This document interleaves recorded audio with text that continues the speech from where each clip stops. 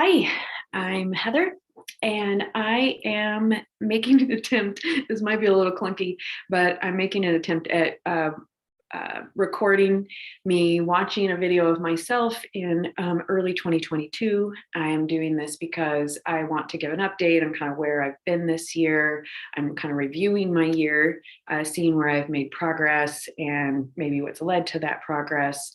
There's definitely a lot of it has to do with the medication that I went on and kind of recommitting to a regular routine has been a big help as well. So I, we're just going to start this. So this little bit is just cute. Oh, hi, it's Molly. I have elected to go back, start a new pharmaceutical medication for anxiety. And I haven't used them in quite a few years. I have some videos on this channel where I talk about going off of the ones I was on. I believe it was in 2016 that I was weaning off of them. And I kind of really did never want to go back on them after that. It's the whole experience of being on medication and going off medication and all the side effects at all the times. I kind of didn't want to mess with it again. But I've reached a point where it has been quite some time that I've been really struggling. And I found a doctor at a holistic care clinic. She's a naturopath and just really has a much broader perspective than any mental health professional I've ever worked with. Much broader range of modalities that she is trained in. And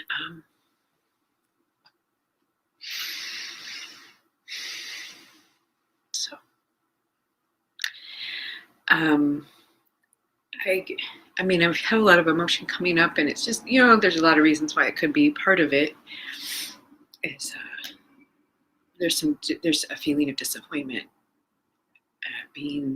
at electing to be on medication, and I know that there's no reason to be disappointed. I know that I'm using it as a tool, which is what I've always agreed was a really good use for this kind of medication, is to use it as a tool for a temporary, and for myself, it feels best to plan to only use it temporarily. And what that means is that I will be, working on the foundational pieces of my routine that will help support me in such a way that I can consistently feel I can consistently feel stable enough that I can kind of rebuild a life. And so this is just to support me until I feel ready to let it go.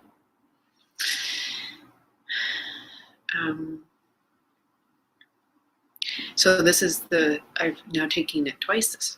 It is day 2. Most medications don't work really quickly, so for the most part, I wouldn't expect to be noticing a difference yet. However, this one in particular, the reason I chose it is because. Okay, so I'm going to pause there because unfortunately I go into a little bit of information that's not totally accurate about the medication I was on. So I don't want to spread inaccurate information.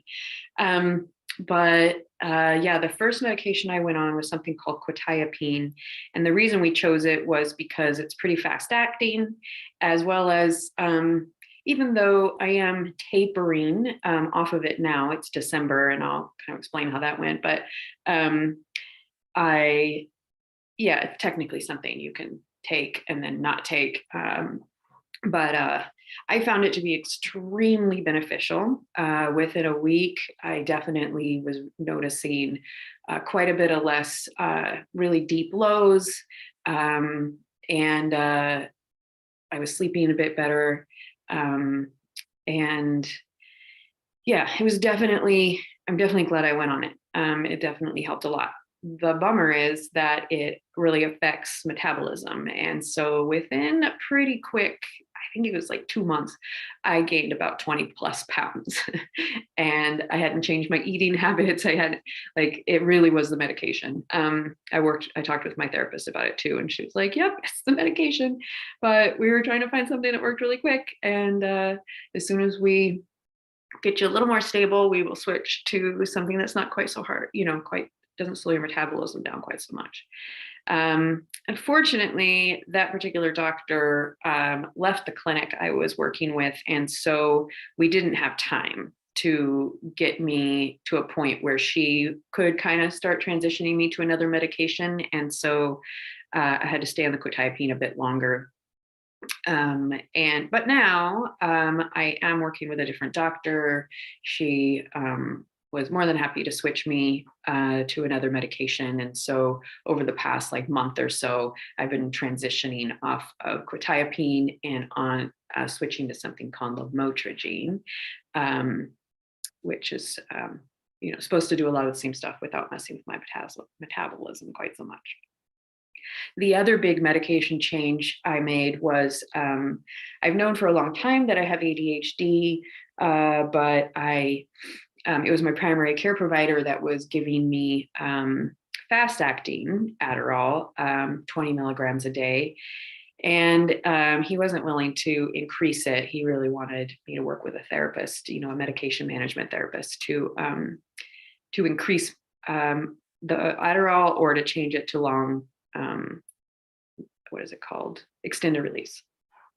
So while the fast acting Adderall definitely helped a great deal, kind of helped me kind of get stuff done and stay a little more focused.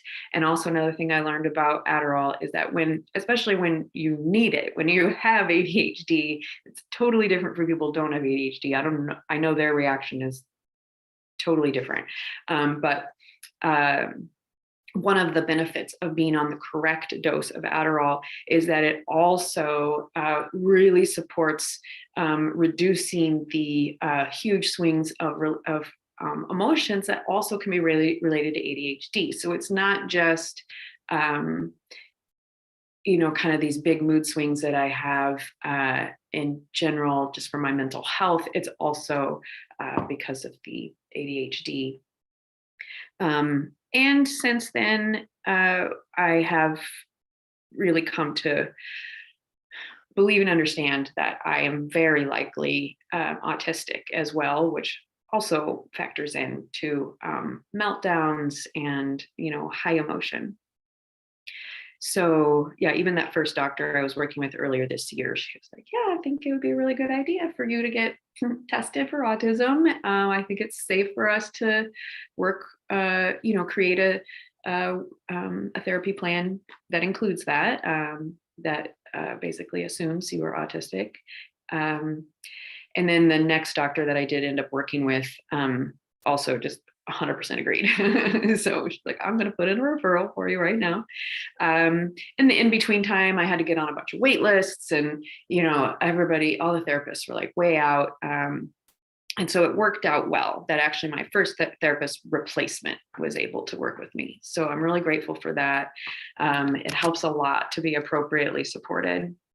I wrote a bunch of notes for myself, so I probably should read those at some point, where I had a brainstorm around, hey, it would be really smart to share this experience as I navigate it as best I can with as good of detail as I can remember. Okay, so this definitely was something I intended to do, what I'm saying right here. I found that I just really didn't have the capacity or the energy to keep up as I went along. And so, there's only so much I guess I can say at this point, because it's not super fresh in my mind anymore. But one of the main things I learned is that basically psychology and medication management has made some big changes and a lot of upgrades, and a lot of new information is out there in the past compared to, 5 to 10 years ago, when basically therapists still believed very strongly that depression and kind of everything kind of went back to a chemical imbalance like serotonin. And now that's been proven to not be completely accurate. I knew that all along, but the other big change is that this is the first time I've been on what's considered a mood stabilizer. Before, I had always been on like Wellbutrin, or I don't remember the names of all the things I tried, but they didn't work. And they probably didn't work because really what I need to be treated for is ADHD, autism, and complex PTSD. That's what I need treatment for. And that is different treatment than, just giving drugs that didn't work for me. Anyway, I'm really grateful to have finally gotten to try a different kind of medication. And I'm really grateful for the stability that it has definitely helped me feel more and more over the past handful of months, as well as the ability it's given me. I know it's the Adderall, it's the quetiapine. Now we're switching to lamotrigine. I know that those have helped me a lot be able to keep up with my routines. So that's the main thing. Like, I was real thrown off in 2021 by basically losing one of my primary routines of exercise was yoga. My physical therapist identified that part of the reason I was in consistent back pain, as well as some other issues, was because I'd actually kind of overextended myself, overstretched with yoga, and I had hurt myself. And so she gave me different exercises and said no yoga at all for a while, like at least a year, if not a couple of years. What I've noticed after giving up yoga, since I didn't have something specific to replace it, I started to go a little off the rails throughout all of last year. And 2021 was actually a fucking shit show year. I mean, in some ways it was worse for me than 2020, for me personally and in my family. And then 2022 has essentially been me trying to recover from 2020 and 2021. And as part of the reason I was just a fucking mess at the beginning of 2022. I went home to my mom's for a couple of months. That helped somewhat, but that's when I was still unmedicated and hadn't found a therapist yet. Starting in February, I started working with that first therapist, and in March, she put me on the medication. This video that I'm watching now was made in a friend's house that I was staying in for it was supposed to be most of March, but I ended up only staying like until mid-March. But that was another really lovely option for me. I basically, needed a break from basically from my relationship. I needed a break from me. I needed a break from my regular life. And so kind of moving out of my place for about 3.5 months was really helpful. And then I moved back in with my boyfriend, and things have definitely really moved along really nicely since then with him. We've worked out a lot of the things that were going on that were difficult, as well as I know that a big piece of our challenges last winter was my mental instability playing a big role. So let's see, I think at this point, I think I'm going to actually just go ahead and stop this video now, and I'd make a separate one because it looks like, according to my notes, I'm mostly talking the rest of this video about navigating the system, share my real life experience with the state health system, with choosing pharmaceutical medication for mental health issues, and even I'll talk about my experience of ADHD and that medication, and just like navigating all of that. I could layer in so many other layers, like how difficult the medical system itself, like finding doctors and finding the right doctor, and how many steps it takes to go through to find that. But that feels too big. I don't feel like dealing with that one yet. Anyhow, I think that's all I want to do. I keep remembering I have a video editor so that I can just like send him videos, but then also it's extra steps that I don't have the capacity for quite in this moment. So I think it's better for me to stop and make new videos instead. All right, do you feel done, Molly? I feel done. Yes, I feel done. I wish you'd get off. I wish you'd get off of that thing so that we can just cuddle. Yeah, that's what I wish. One of the fun things that I discovered earlier this year is that I actually have the ability to I don't know, it's just like voices come to me really easily, and especially with dogs and little dogs in particular. I don't know what it is, but it's pretty fun. Okay, so there's this one little bit left that I will that we're going to do, and then this video will be over. To use these. All right. Well, thank you again for being on the receiving end, and I hope you create yourself a buck-yes day, because I know I will the best I can from your crazy town.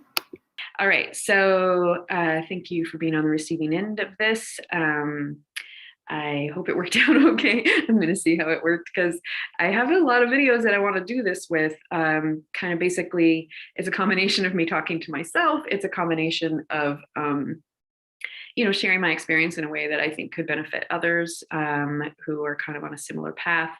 I seem to collect people and friends who really have had a very difficult path in general, and they seem to have a lot of things in common with me, and I feel like I just happen to be maybe a couple of steps ahead, and can hopefully, keep holding that torch and be like, come on, you can do it.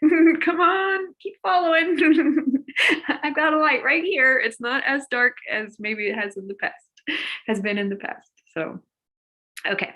Well, thank you again. And I hope you have a fuck yes day. And I no longer feel like I'm in crazy town, which is fabulous.